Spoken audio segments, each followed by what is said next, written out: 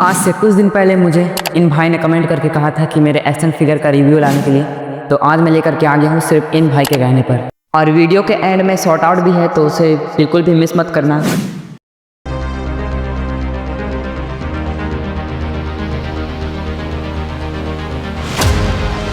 Hello guys, तो आज मैं आप लोगों को अपना एक्शन फिगर कलेक्शन दिखाने वाला हूं, जो कि मैंने सबसे पहले कलेक्ट किए थे और इनसे मैंने अपने सभी स्टॉप मोशंस बनाए हैं। तो सबसे पहले मैंने खरीदा था ये कैप्टन अमेरिका, और ये एक्शन फिगर लगभग 3 साल पुराना है और मैंने इसे 200 रुपये में ख़रीदा था।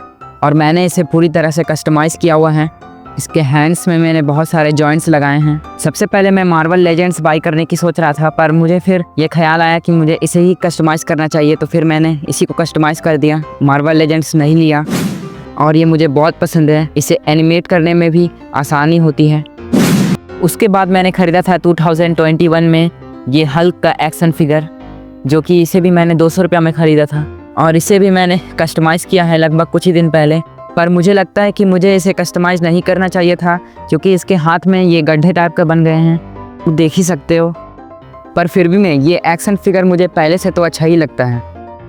उसके बाद मैंने ख़रीदा था एक स्पाइडरमैन, जो कि अब टूट चुका है, तो मैं वो दिखा नहीं सकता क्योंकि मैंने उसे फेंक दिया था। और फिर मैंने एक आयरन मैन भी ख़रीदा था और उन दोनों को ही मैंने कस्टमाइज़ किया हुआ था, पर वो सब काफ़ी पुराने हो चुके थे और उन्हें साफ़ करना बहुत मुश्किल लग रहा था, इसलिए मैंने उन्हें फेंक दिया। और मेरे पास एक थानोस भी था, जिसका सिर अभी टूट चुका है, तो वह मैं अभी आप लोगों को दिखा नहीं सकता। और उसके बाद मैंने ख़रीदा था नया अपना एक अवेंजर सेट, और वो भी सारे गुम हो गए। उनमें से बस मेरे पास एक ही है, ये थानोस, जिसने मेरे 45 के व्यूज़ कराए थे, इसलिए मैंने इसे संभाल कर रखा था। हाँ, मैंने बहुत सारे एक्शन फिगर्स को खोया है, और वो भी गलती से। उसके बाद मैंने ख़रीदा था न्यू हीरो सीरीज़ का वेनम, जो कि मैंने फ्लिपकार्ट से मंगवाया था, और इसके साथ मैंने एक ब्लैक पैंथर को भी मंगवाया था, जिससे इन दोनों को मिला करके मुझे 600 रुपये देने पड़े थे। और ये दोनों मुझे काफ़ी ही पसंद है, और ब्लैक पैंथर को मैंने कस्टमाइज़ किया हुआ है, इससे मुझे ये और पसंद है। पर मैं वेनम को कस्टमाइज़ नहीं करने वाला, क्योंकि इसके हैंड्स बहुत मोटे हैं और इसे कस्टमाइज़ करने का भी कोई फ़ायदा नहीं होगा। और ये दोनों फिगर्स भी मुझे बहुत पसंद है।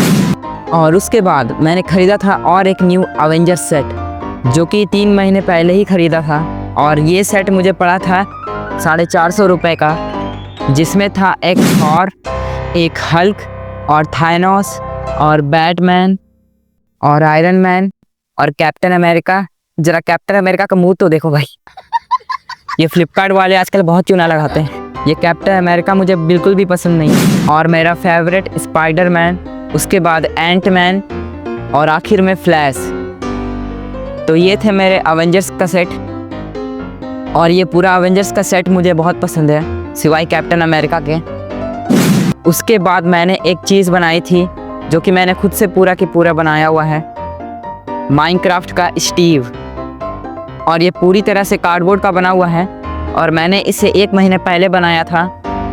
और ये मुझे बहुत पसंद है, क्योंकि इसके हैंड्स के मूवमेंट में कोई दिक्कत नहीं आती है, ये आसानी से मूव हो सकता है। और इससे मैंने अभी एक स्टॉप मोशन भी बनाई थी, जिसको मुझे बनाने में कम से कम 4 दिन लग गए थे पूरे। इसे एनिमेट करना बहुत मुश्किल है, और इसके लावा चिकन सॉन्ग डांस में भी मैंने बहुत मेहनत की थी।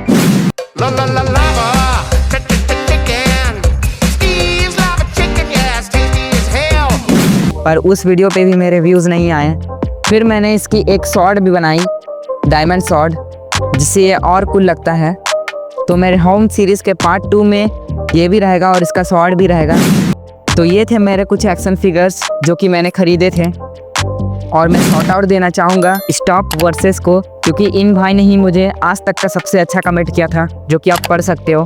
उसके बाद मैं शॉर्ट आउट देना चाहूँगा यूजिक क्रिएट को, जिसने मेरा बहुत सपोर्ट किया है इस चैनल के लिए। तो थैंक यू, मिलते हैं किसी अगले वीडियो में।